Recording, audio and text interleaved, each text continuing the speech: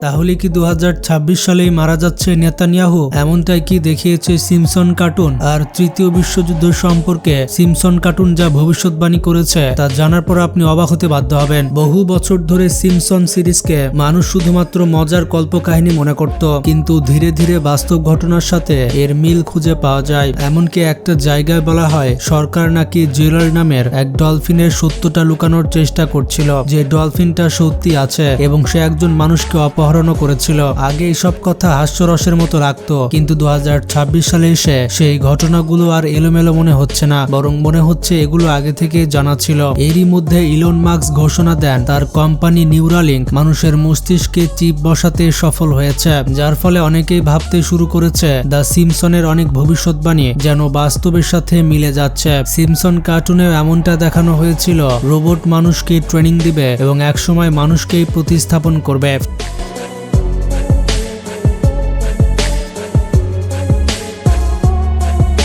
ফ্লোরিডার এক ব্যক্তি সাধারণভাবে সাঁতার কাটতে গিয়ে এক অদ্ভুত অভিজ্ঞতার কথা জানান, যেটা কোনো সাইফাই মুভির থেকে কম কিছু নয়। তার দাবি 3টে ডলফিন তাকে প্রায় 40 ফুট নিচে টেনে নিয়ে যায় এবং সেখানে 3 দিন ধরে আটকে রাখে। শুধু তাই নয়, সে বলে ডলফিনগুলো তার সাথে শব্দের মাধ্যমে যোগাযোগ করছিল, পুরো কনভারসেশনের মতো। এমনকি ডলফিন তাকে বলেছিল পানির নিচে এক ধরনের শহর তৈরি করতে সাহায্য করতে। ফিরে আসার পর সে যা দেখেছে তার বিস্তারিত নকশাও আঁকতে শুরু করে, যেন সবকিছু মস্তিষ্কে গেঁথে গেছে। এই ঘটনার পর মানুষ দ্রুত দ্য সিম্পসনের একটি পুরনো এপিসোডের সাথে এর মিল খুঁজে পায়, যেখানে ডলফিনগুলো হঠাৎ খুব বুদ্ধিমান হয়ে যায়, মানুষের মতো কথা বলে এবং শেষ পর্যন্ত মানুষের বিরুদ্ধে যুদ্ধ ঘোষণা করে। সেই এপিসোডে এমন কথাও বলা হয় মানুষ নাকি তাদের সমুদ্রে ঠেলে দিয়েছিল। এদিকে বাস্তব জীবনে ডলফিনদের মানুষের শব্দ নকল করার ভিডিওগুলো আবার ভাইরাল হতে শুরু করে, যা মানুষকে আরো বিভ্রান্ত করে তোলে। তার সাথে যোগ হয়েছে এমন কিছু আইন যেখানে মানুষের সাথে ডলফিনের সরাসরি যোগাযোগ লিমিটেড করা হয়েছে,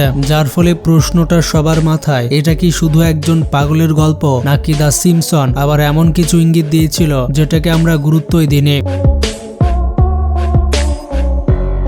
বন্ধুরা, সাও পাওলোর একটি মিউজিক ভিডিও প্রকাশের পর মানুষ শুধু সেটি দেখে থেমেই থাকেনি, অনেকে বেশ অস্বস্তি বোধ করেছে। সেই ভিডিওতে একটি মুখোশ পরা নারী ছিল, কিন্তু হঠাৎ তার গর্ভবতী পেটের ভেতর ঠোঁট তৈরি হয়ে গান গাইতে শুরু করে। এই দৃশ্যটা অনেকের মনে গভীরভাবে গেঁথে যায়। এরপর ইন্টারনেট ঘেটে মানুষ আবার দ্য সিম্পসনের একটি দৃশ্য বের করে, যেখানে হোমার নরকে গিয়ে তার পেটে আঘাত পেলে সেটি চোখ ও ঠোঁট সহ একটি মুখে রূপ নেয়। দুই ঘটনার মিল এতটাই কাছাকাছি যে অনেকে এটা উপেক্ষা করতে পারেনি। অনেকেই বলছে এটা শুধু শিল্পের প্রকাশ নয়, বরঞ্চ গোপন বার্তা। আবার কেউ মনে করছে কিছু সেলিব্রিটি অনেকদিন ধরেই অন্ধকার শক্তির সাথে যুক্ত এবং তারা প্রকাশ্যে এইসব ইঙ্গিত দিচ্ছে।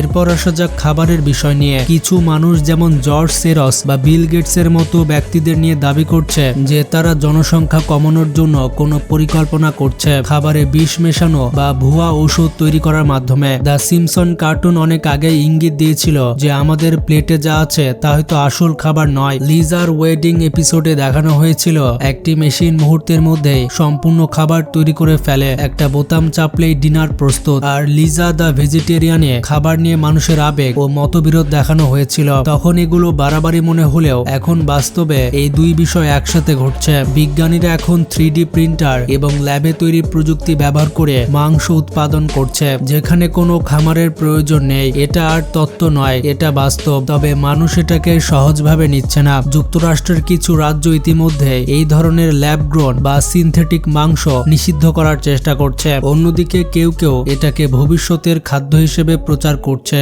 বিশেষ করে জলবায়ু পরিবর্তনের কারণে, যার ফলে এখন খাবার শুধু স্বাদের বিষয় নয়, এটা একটি বড় সামাজিক ও সাংস্কৃতিক দ্বন্দ্বে পরিণত হয়েছে। এবার আসা যাক মস্তিষ্ক প্রযুক্তি নিয়ে। দ্য সিম্পসনের ফিউচার ড্রামা এই এপিসোডে দেখানো হয়েছিল এমন এক পৃথিবী যেখানে মানুষের মস্তিষ্কে কম্পিউটার চিপ বসানো হয়, আর এখন বাস্তবেও আমরা সেই দিকে এগোচ্ছে, যেখানে প্রযুক্তি সরাসরি মানুষের মস্তিষ্কের সাথে যুক্ত হয়ে যাচ্ছে। না মোবাইলে না ডিভাইসে, সরাসরি মানুষের মাথার ভেতরে চিপ বসানো, যার মাধ্যমে তারা মুহূর্তেই যোগাযোগ করতে পারবে এবং চিন্তাগুলোকে ফাইলের মতো সংরক্ষণ করতে পারবে। একসময় এটা সম্পূর্ণ অসম্ভব মনে হতো, হতো, কিন্তু এখন আর তেমনটা লাগছে না। ইলন মাস্কের কোম্পানি নিউরালিঙ্ক ইতিমধ্যে একজন মানুষের মস্তিষ্কে প্রথম চিপ বসিয়েছে। যুক্তরাজ্য সহ বিশ্বের বিভিন্ন জায়গায় প্যারালাইজড রোগীদের উপরে এই প্রযুক্তি পরীক্ষা চালানো হচ্ছে। আগে যারা চলাফেরা করতে পারতো না তাদের মধ্যে কেউ এখন শুধু চিন্তার মাধ্যমে কম্পিউটার নিয়ন্ত্রণ করছে, ডিজাইন তৈরি করছে, এমনকি রোবোটিক হাত পাও নাড়াতে পারছে। তবে বিষয়টা যতটা ইন্টারেস্টিং ততটাই ভয়ঙ্কর, কারণ দ্য সিম্পসনের সেই এপিসোডে শুধু প্রযুক্তির ভালো দিক দেখানো হয়নি, এর অন্ধকার দিকও ইঙ্গিত করা হয়েছে। যেমন মানুষের গোপনীয়তা হারিয়ে যাওয়া, নিজের চিন্তাও আর পুরোপুরি নিজের না থাকা, এমনকি এই সিস্টেমগুলো নিয়ন্ত্রণ বা অপব্যবহারের সম্ভাবনা।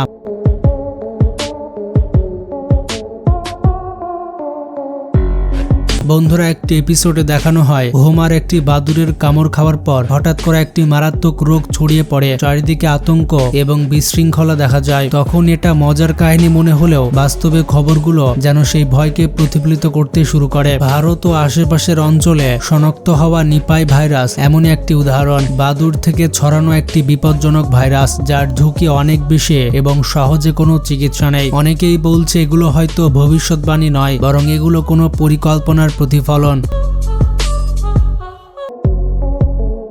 এরপর আসে ডল প্রফেসি। 2017 সালে একটি এপিসোডে হোমার পাজুজু নামের একটি অদ্ভুত পুতুল কিনে, যেটা পরে আশেপাশের সবাইকে নিয়ন্ত্রণ করতে শুরু করে। এই নামটি আসলে প্রাচীন মেসোপটেমিয়ার এক ধরনের দানবের নাম, যাকে বাতাসের আত্মাদের রাজা বলা হতো। সম্প্রতি এই ক্লিপটি আবার ভাইরাল হয়েছে। অনেকেই দাবি করছে এই পুতুলগুলোর সাথে অস্বাভাবিক ঘটনা ঘটছে। রাতে ফিসফিস শব্দ, ছায়ার নড়াচড়া, এমনকি জিনিসপত্র নিজে নিজে নড়ে ওঠা, যার ফলে কিছু মানুষ ভয়ে তাদের পুতুল পুড়িয়ে ফেলছে।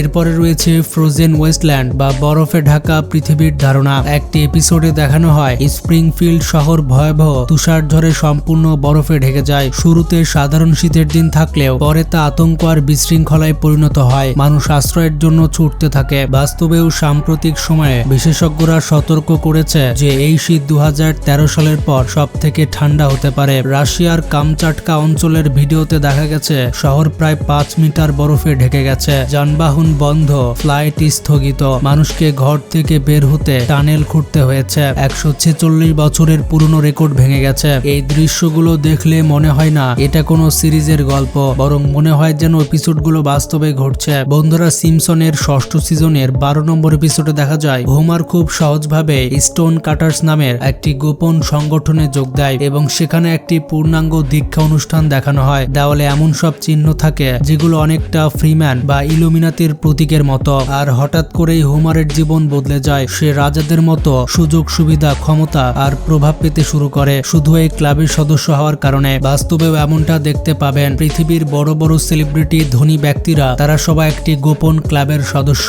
সেই ক্লাবের সদস্য হলে আপনাকে কোটিপতি, নাম এবং খ্যাতি দেওয়া হবে। এভাবে একের পর এক ঘটনা মানুষকে ভাবতে বাধ্য করছে, দ্য সিম্পসন কার্টুনে কি শুধুই কাকতালীয়ভাবে দেখানো হয়েছে, নাকি এর পেছনে আছে আরো গভীর কোনো রহস্য।